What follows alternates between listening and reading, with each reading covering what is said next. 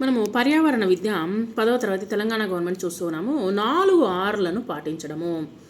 ఇప్పుడు వచ్చేసి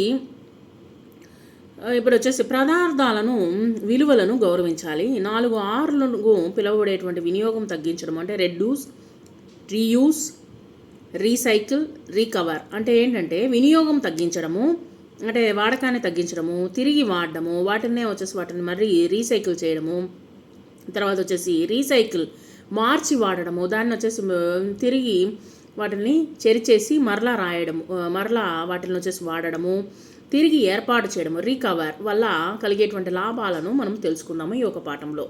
జనాభా బాగా పెరిగిపోతూ ఉంది ప్రపంచంలో. జనాభా పెరుగుదలతో పాటు జీవన శైలిలో కూడా చాలా రకాలైనటువంటి మార్పులు అనేటువంటిది వస్తూ ఉంది. ఎట్లా అంటే వనరులు, వస్తువుల వినియోగం క్రమంగా పెరిగిపోతూ ఉన్నది. అంటే అందరూ వచ్చేసి వస్తువులని ఎక్కువగా వినియోగిస్తూ ఉన్నారు. మానవ కార్యకలాపాలు పెరగడం వలన వనరులు తరగడంతో పాటు వృధా చేయడం జరుగుతూ ఉంది. అంటే వనరులు తగ్గిపోతూ ఉన్నాయంటే మనకు దొరికినటువంటి వాటిని వచ్చేసి వృధా చేస్తూ ఉన్నామన్నమాట చాలా వరకు. అలాగా వృధా చేస్తూ దీనివల్ల పర్యావరణంపై ఒత్తిడి అనేటువంటిది పెరుగుతూ ఉన్నది.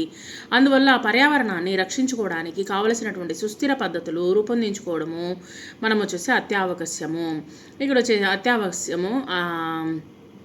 తర్వాత వచ్చేసి తగ్గించడము, తిరిగి వాడడము, పునఃచక్రీయన తిరిగి ఏర్పాటు చేయడము మన జీవన విధానంలో భాగంగా స్వీకరించి పర్యావరణ వినాశనాన్ని కొంతవరకు నియంత్రించవచ్చు. ఇప్పుడు చూడండి, చెత్త బుట్టల్లో మనం వచ్చేసి ఎవరు వేయడం లేదు. ఇంటి బయట వచ్చేసి ఊడ్చేసి మొత్తం బయటే పారవేసేస్తున్నాము. అది చెత్త బుట్టలో వేయడం లేదు. తర్వాత తొక్కలు, తర్వాత వచ్చేసి పండ్ల కూరగాయలు ఉపయోగించేటువంటి వాటిని అన్నింటినీ మనం వచ్చేసి ఎరువులుగా ఉపయోగించుకోవచ్చు. వీటిని అన్నింటినీ ఉపయోగించడం వల్ల మనకు అనేకమైనటువంటి చెత్తను చాలా వరకు బయట పారవేసేదానికి అవకాశం లేకుండా మనమే ఉపయోగించుకోవచ్చు. తర్వాత బయోగ్యాస్ ద్వారా మనం వచ్చేసి అనేకమైనటువంటి విషయాల్ని గ్యాస్ని కూడా మనము ఉపయోగించుకోవచ్చు అనమాట. అది ఏంటనేది మనం చూద్దాము.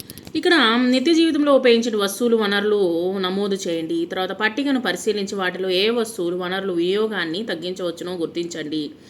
ఏ వస్తువులను, వనరులను పునశ్చక్రీయనమో చేయవచ్చో, తిరిగి వాడవచ్చునో గుర్తించండి.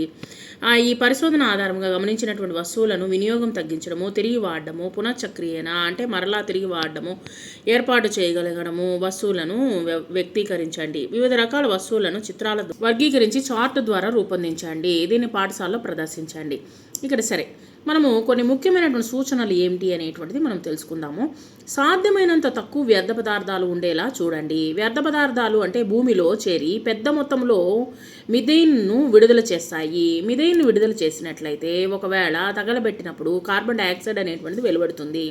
అంటే చెత్తని కాల్చివేసినట్లయితే చాలా కార్బన్ డైఆక్సైడ్ అనేటువంటి వెలువడుతుంది పొగ ద్వారా. అదేవిధంగా వచ్చేసి వ్యర్థ పదార్థాలను మనము వీలున్నంత వరకు మొత్తము భూమిలో చేర్చేసినాం అనుకోండి, మిథైన్ అనేటువంటి విషపూరితమైనటువంటి పదార్థము వెలువడుతుంది, విడుదల చేస్తుంది అనమాట. కాబట్టి దాన్ని కూడా తగ్గించడానికి ఏంటనేది చూడండి.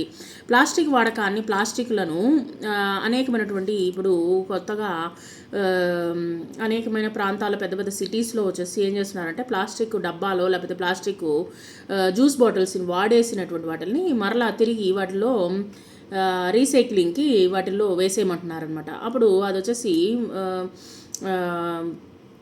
వాటిని రీసైక్లింగ్గా ఉపయోగిస్తూ ఉన్నారు. అనేకమైనటువంటి పెద్ద పెద్ద మాల్స్లో కూడా ఇవన్నీ పెట్టున్నారంట మిషన్లు.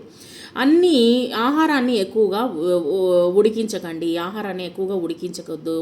తర్వాత వచ్చేసి అన్ని క్యాన్లు, బాటిల్స్, ప్లాస్టిక్ బ్యాగులు రీసైకిల్ చేయండి. అంటే పెద్ద పెద్ద కంపెనీస్లు, పెద్ద పెద్ద మాల్స్లో కూడా ఇవన్నీ పెట్టున్నారనమాట. మనం వచ్చేసి వాడేసినటువంటి వాటర్ బాటిల్స్ చేసి దాంట్లో వేసినట్లయితే మనకు డబ్బును కూడా తిరిగి ఇచ్చేటట్టుగా వాళ్ళు ప్రభుత్వం వారు ఏర్పాటు చేస్తున్నారు. రీసైకిల్ వస్తువులనే కొనండి.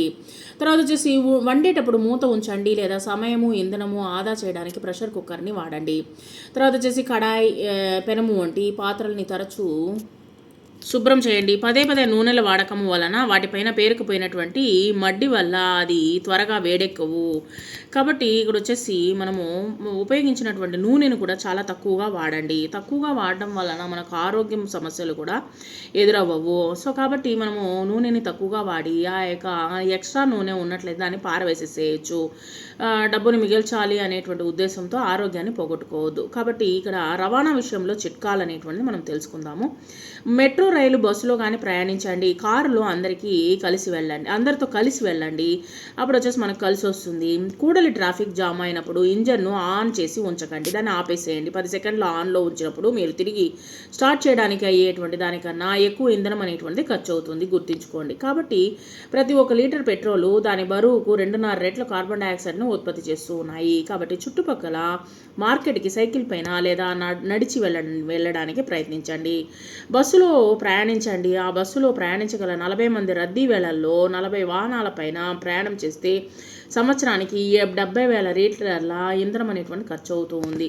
175 టన్నుల పొగ ఉత్పత్తి అవుతూ ఉంది. బస్సులో ప్రయాణిస్తే ఇది ఆదాయే కదా అంటూ ఇక్కడ మనకు చెప్తూ ఉన్నారనమాట. ఈ మీ అధ్యయనం ఆధారంగా 4 Rలను పాటించేలా కవిత్వము, పద్యము, వ్యాసం అనేటువంటిది మీరు తయారు చేయవచ్చు. సరే, 4 Rలను పాటించండి ప్రతి ఒక్కరూ. ఇక్కడ మనం ఏమేం చేయాలి? వీధి నాటకాలు లేదా ఏకాంగిక వంటి వాటి ద్వారా 4 Rలను పాటించాలనేటువంటి కలిగి లాభాలను చైతన్యం కలిగించండి, ప్రజల్లో చెప్పండి. వ్యర్థ పదార్థాల నుండి వస్తువులను తయారు చేయడము అనేటువంటి అంశంపై ప్రదర్శనను నిర్వహించండి.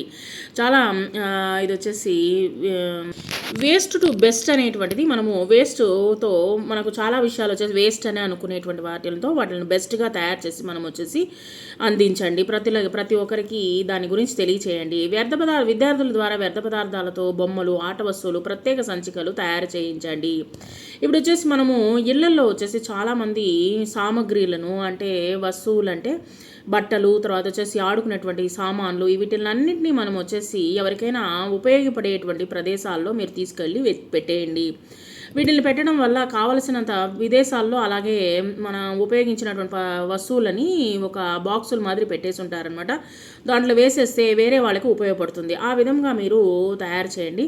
వ్యర్థ పదార్థాలతో హస్తకళా సామాగ్రి తయారు చేయండి. ఉదాహరణకు క్యాలెండర్లు, పాత వార్తాపత్రికలతో కాగితపు సంచులు, ఇలాంటి ఉపయోగకరమైనటువంటి సామాగ్రి ఏమైనా తయారు చేయవచ్చా అని ఆలోచించండి. ఈ విధంగా వచ్చేసి మనము వీలున్నంత వరకు మనము యొక్క 4Rని మనం వచ్చేసి వీలున్నంత వరకు ప్రజల్లో తెలియపరిచేటట్టుగా మనము అనేకమైన విషయాలను మనమే తయారు చేయవలసి ఉంటుంది.